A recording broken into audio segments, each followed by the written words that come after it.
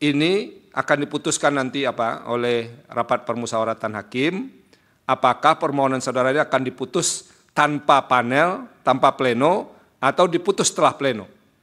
Kalau diputus tanpa pleno, maka segera akan diberitahu kapan pengucapannya. Dari statement Hakim MK Saldi Isra beberapa waktu yang lalu, kita menangkap sinyal-sinyal kalau putusan MK mengenai uji materi kotak kosong itu akan dikabulkan atau bahkan mungkin ditolak. Yuk, sahabat Henris, kita coba analisa ya, bagaimana putusan MK di sidang selanjutnya yang tentu akan kita nantikan. Bagaimana MK marwah itu bisa kembali menerima aspirasi masyarakat, khususnya masyarakat Jakarta. Oke, disimak sampai selesai sahabat Henris ya. Halo, assalamualaikum warahmatullahi wabarakatuh. Apa kabar sahabat Henris? Semoga sahabat Henris dimanapun berada tetap sehat, tetap semangat. Seperti biasa sahabat Henris, welcome back to my YouTube channel Henris Media. Oke, kita lihat dulu statement dari Prof. Saldi Isra ya. Kita cuplik kembali statement beliau di sini. Check it out. Ya, ini memang bermacam-macam ini sekarang berkaitan dengan kotak kosong ini. Padahal idenya Mahkamah Konstitusi awal itu kalau satu pasangan calon ada kotak kosong yang mendampingi. Nah sekarang idenya ini walaupun ada beberapa pasangan calon, tetap dibuka ruang untuk munculkan kotak kosong.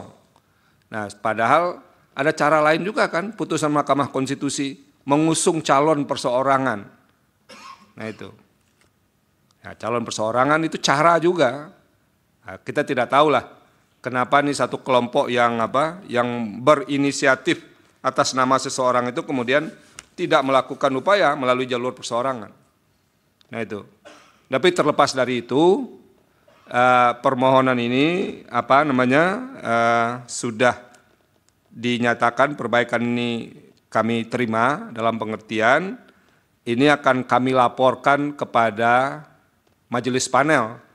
Majelis panel lah nanti, panel kami bertiga, saya, Prof. Guntur, dan Pak Ridwan akan menyampaikan di dalam rapat permusyawaratan hakim, nanti kami bersembilan yang akan merundingkan ini mau diapakan permohonan ini. Nah secara faktual, saudara-saudara semua, para kuasa hukum juga harus sadar bahwa ini waktu kan sangat berhimpitan. Waktu sangat berhimpitan. Jadi repot juga kami mahkamah nih kalau harus mengakomodasi terus perkembangan-perkembangan politik ini. Tapi sekali lagi ini akan diputuskan nanti oleh rapat permusyawaratan hakim, apakah permohonan saudara ini akan diputus tanpa panel, tanpa pleno, atau diputus setelah pleno. Kalau diputus tanpa pleno, maka segera akan diberitahu kapan pengucapannya. Nah itu saja sekarang kuncinya. Ya, tolong itu dipahami betul, karena pemilu itu prinsip dasarnya, tahapannya harus pasti, hasilnya yang tidak bisa dipastikan. Nah itu prinsip pemilu itu. Jadi tahapan-tahapan itu harus terselenggara dengan pasti, hasilnya yang tidak bisa dipastikan sebelum dihitung. Nah, terima kasih. Ada yang mau ditambahkan? Cukup yang mulia. Cukup ya. Kita sahkan bukti, saudara menyampaikan bukti P1 sampai dengan bukti P19. Betul yang mulia. Setelah diverifikasi dan disahkan. Cukup? Cukup ya? yang mulia. Mohon sabar menunggu. Mudah-mudahan setelah kami RPH nanti bisa memberitahu kepada saudara paling tidak apakah ini akan diplenokan atau tidak diplenokan dan kapan itu putusannya akan diucapkan gitu. Karena semuanya pasti memerlukan waktu untuk penyelesaiannya. Terima kasih. Baik, yang mulia. Dengan demikian, ya ini ada adik-adik mahasiswa juga ini di atas yang mengikuti sidang panel perbaikan ini.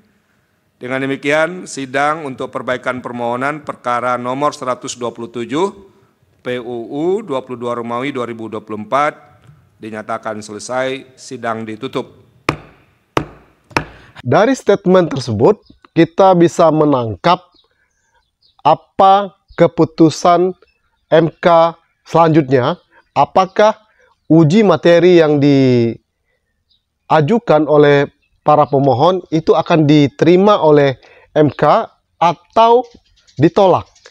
Ya, padahal permohonan uji materi dari Undang-Undang Pilkada tentang kotak kosong atau blank vote itu sangat bagus sekali karena mewakili aspirasi masyarakat khususnya Jakarta.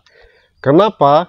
Dari ketiga calon yang notabene-nya itu adalah orang-orang yang dipilih partai, bukan aspirasi masyarakat.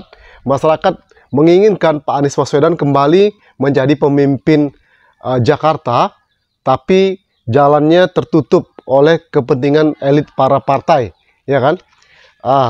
Nah, kemudian para pemohon yang mewakili masyarakat Jakarta, tim pemilih Jakarta, itu mengajukan uji materi kepada MK supaya MK kembali mengkaji dengan permohonan tim pemohon agar kotak kosong diadakan di Pilkada Jakarta, walaupun sudah ada 3 calon. Itu kan sangat mewakili aspirasi masyarakat, ya kan? Karena kotak kosong sebenarnya juga dulu kan belum ada.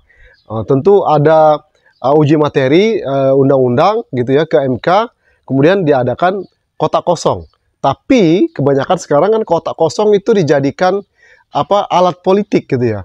Gimana itu partai hanya menginginkan satu pasang calon saja, ya, menghindari kepentingan para elit partai gitu ya. Dibuatlah satu pasang calon, kemudian dengan menggunakan sistem baru adanya kotak kosong. Kan itu nyatanya masyarakat lebih memilih kotak kosong. Berarti masyarakat punya aspirasi lain selain yang dibuat oleh partai. Benar nggak? Yang dipilih oleh partai. Jadi kenapa tidak MK memberikan kesempatan aspirasi ini diterima gitu loh, ya supaya demokrasi kita ini bagus ke depannya. Bayangkan kalau kita punya pemimpin tapi tidak sesuai dengan aspirasi masyarakat, apakah dijamin kepemimpinan itu bisa bagus, ya? Apakah benar-benar untuk masyarakat, ya nggak? Nah, itulah gunanya aspirasi ini disampaikan oleh para pemohon agar diadakan kotak kosong, walaupun sudah ada 3 pasang calon, ya. Lalu MK terus di situ mengatakan kenapa tidak lewat jalur independen. Nah, tentu jalur independen kan ternyata juga kemarin sempat bermasalah kan tentang pencatutan identitas KTP gitu ya. Itu kan sudah melanggar aturan sebenarnya. Secara etika demokrasi sudah tidak baik gitu loh. Kenapa kok itu tetap dibuat, diperbolehkan, ya kan? Nah, kenapa tidak lewat independen? Nah, tentu punya pertimbangan tersendiri. Ada wadahnya lewat partai, kemudian partai kan tersandra oleh kepentingan-kepentingan elit politik gitu loh. Sementara ada aspirasi masyarakat kotak kosong, ya. Itu kan secara logika masuk akal ya.